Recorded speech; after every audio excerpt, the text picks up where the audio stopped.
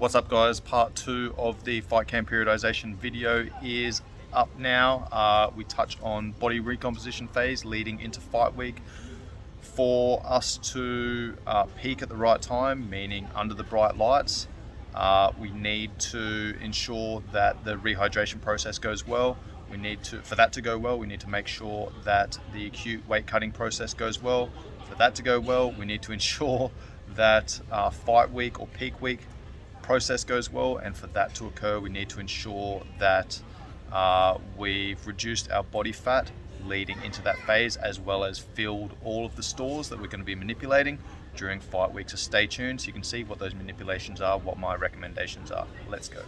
Now we know over the next 4 weeks leading up to this point, we want to be weighing in that last week. We want to lose, let's say, 3 kilos, right? That's our fight weight. Right, let's get you down to 63 kilos here. All right, now we know we've got roughly 4 weeks to bring you down to 63 kilos. All right, so how do we do that? This is where we start manipulating energy balance, okay? Looking at how much food we're intaking, how much work we're doing, all right? Common issue here is as fighters get closer towards fight week, okay, they're training hard, they're picking the intensity up and the volume up, okay, which we need to do. But also, they're training a lot harder, but they also really start dialing in their nutrition, and their calories come, they're eating very clean, and their calories come way down. What happens when you eat really clean? Typically going to be eating what? Right now, I eat a lot of spinach, eggs, vegetables, chicken, fish. It's all quite clean, right? Yeah. Okay, what about sodium? Like how much salt, pepper, sauces and things like that, condiments are you using? I used to do a lot, like all the Thai sauces and stuff. Since like 3 weeks, I just try to eat very more simple. I would use like sauce, Tabasco sometimes, or like spicy sauce, but less salt, less pepper. Okay, like, so this I drowned my food in sauces before. This is the thing. I would recommend like having lots of salt and pepper and condiments. Yeah. Up to this point, eating lots of fiber. So that's okay, so that way we're loaded up. So then when we go into fight week, we've got things to manipulate. Okay, if your sodium levels, your fiber levels, carbohydrate levels are already low, we've got nothing to manipulate here, which makes us have to use this acute weight cutting or the acute sweating process. Okay, that should be the last thing that we should be doing. See how we're working backwards. A week out, we want to be here. That's going to be our fight weight. We know that we've got 5 kilos to lose during fight week. All right. This is where we start reducing. Up to this point, we're eating high fiber, high carbohydrates, fuel training sessions. All right. Provide us with energy, kick off recovery process, so on and so forth. Allow recovery adaptation. Okay. Then here, now we start adjusting. Now we start reducing carbs. All right, stepping that down. Boom, boom, boom, boom. All right, now we start reducing fiber. All right. Now we go through our glycogen depletion. All right, maybe we do a water load here. Depending on how much you need to lose. So if I need to lose more, is water load? Yes, it's another one of those things that we can manipulate. This is the point, is like these are all tools, okay? I know, this is what I mean, tracking your data is going to give you an understanding of, hey, I know if I'm at 63 kilos a week before I fight, I know I can lose half a kilo just from a low residue diet, okay, reducing fiber. I know I can lose another 2 kilos from reducing carbs over that week. I know I can lose another kilo from glycogen depletion. So now we've got 3.5 kilos, right? Then with the water load, maybe we lose another half a kilo, somewhere there. Okay, so now using all these tools, I'm like, that equates to 4.5 kilos. So you know, if you're weighing in at, let's say you're weighing in this weight changes, and they say, hey, you're fighting at 57, but you know you can lose 4.5 kilos, you can be like, all right, cool. I know that fight week, if I weigh 62.5, I'm sweet. Because I can manipulate this. Okay.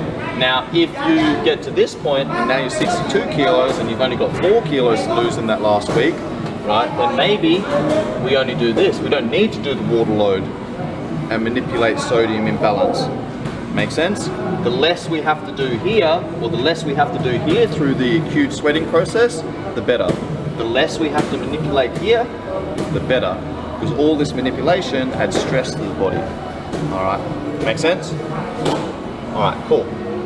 So for us to get to this point that we can get the most out of this week, we need to ensure that we hit that mark. All right, and like I said, that comes down to body recomposition.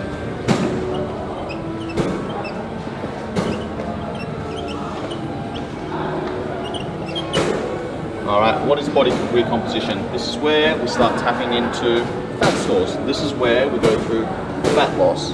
Okay, now we want to eat enough to support training outcomes. Okay, support. This is the hard part for me to figure this out. Yeah, exactly. And this is what this process is for. This is what my job is going to be, is teaching you guys how to put all of this together. Okay, this is what fighters do. It's like, here's my 6 weeks. This is what I'm going to do, and it's just like 6 weeks out, start eating clean, start looking after the diet, training really hard. 3 weeks into it, they're like, oh man, I'm really fucking tired, but I'm just going to keep grinding because this is part of the process. All right, if we can start adding in deloads and things like that, do 3 weeks of hard training, for example, and then have a deload, let the body rest, recover, get healthy again, right? Knowing you're about to put the foot on the accelerator and go hard again. So again, you're peaking at the right time. So like I said, body recomposition, this is where we're manipulating energy balance.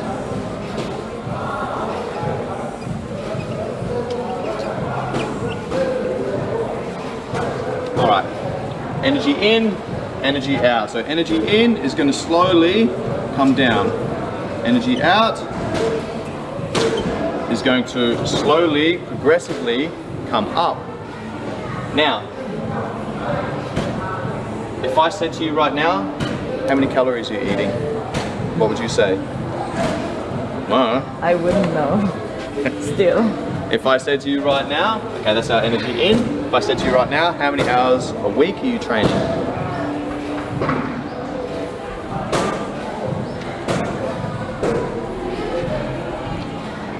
Long pause.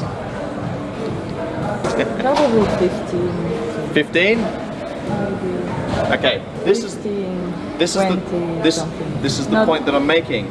Like Muay Thai, I count as 2 hours, but it's not like 2 hours, you know. Yeah, of course. But this is the point that I'm making. Let's say, for example, at a guess, how much you think you're eating right now.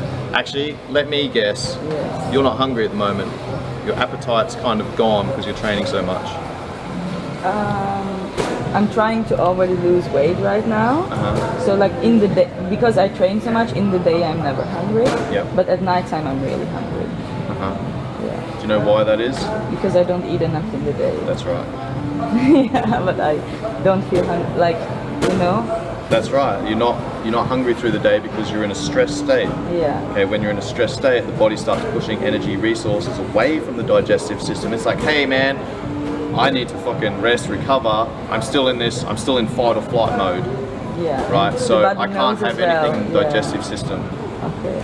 All right. So this is where, doing some mindfulness or meditation-based work, some breath work after your training session can help kick off the recovery process, right? Drive the parasympathetic nervous system, right? Sympathetic, stress response. We're being chased by a lion, right? Parasympathetic, rest and digest, right? So when we do some breath work after a training session, we kick off the parasympathetic nervous system, when your parasympathetic nervous system has been upregulated, sympathetic nervous system's downregulated, energy resources come back to the digestive system. Why? Because now when I eat my food, I digest, absorb, assimilate those nutrients and push them to the cells and the systems that have just been damaged, right? That's very important for recovery and adaptation.